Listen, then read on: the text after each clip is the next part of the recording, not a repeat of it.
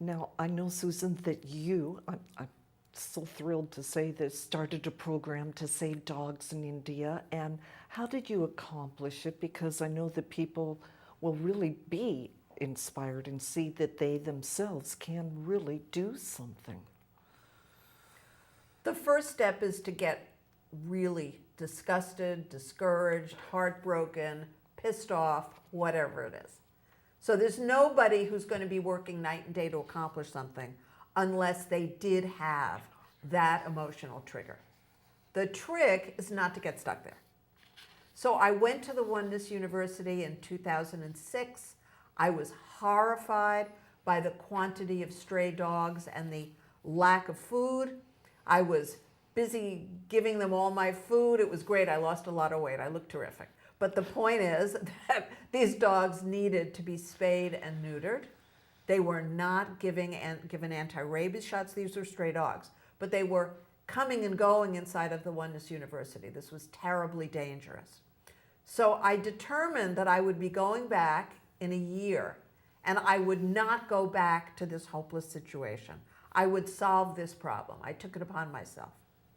And I met the extraordinary Olivia Hussey, who was the star of Romeo and Juliet, and she is as avid an animal lover as I am.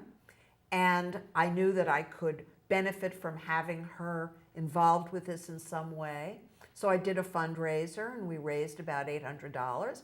And then I kept raising money in different workshops that I did in Santa Barbara. So I put money together, but I am not a veterinarian. I am not a doctor. I am not a nurse. I didn't speak the language that they speak there, which is Tamil. I couldn't even find how to learn to speak Tamil on Amazon that year. I looked and looked, it didn't exist. I don't have any friends, who speak it. Telugu, sorry, the language is Telugu. It's Tamil Nadu is the actual area.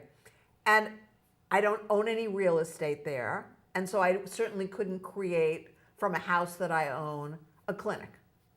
So basically I had nothing at all, right? Nothing that would give me any reason to believe I could make this happen except a burning drive and commitment to make this happen. So about a month or so before I was ready to leave, I already had my visa, I was already packing, everything was set. And I said, I cannot go back there until I have a solution. So I had been doing this every night for a year. I would go to sleep at night, I would use my conscious dreaming exercise, and I would say, please God, bring me a solution so that I can have this Oneness Dog Mercy program. Give me a solution so I can spay and neuter and have these dogs get inoculations so they won't catch rabies and won't give it to the people. It was amazing. About 10 days before I left, I woke up in the middle of the night with this recollection that I had been, a volunteer for and a very dear friend of Cleveland Amory, who was the founder of the Fund for Animals, one of the most prominent and famous animal activists in the United States of America. He's the guy who stopped the clubbing of baby seals. He's the guy. So he was a dear friend of mine. I volunteered in the 70s. We stayed friends. I knew him in the late 80s. We used to go out to dinner together. He's an extraordinary guy. So I woke up with the name Cleveland Amory. Well, now how's that going to help me? He's already dead. How's that going to help? Well, the organization was taken over by somebody else. I got on the phone. I talked my way into talking to his old assistant, who was still involved. I told her who I was. We'd met years ago. I said, this is what I need. I need somebody who can help me accomplish this. I'm going to fund it myself. I don't know how to make this happen. She gave me 2 names and 2 email addresses for the Blue Cross of India, which is the Animal Red Cross. I sent out 2 emails. Not only did I get one back from the co-chairman of the Blue Cross of India, which is just absolutely unbelievable, but he told me, I have everything you need, Susan. You just get us permission to come into the Oneness University.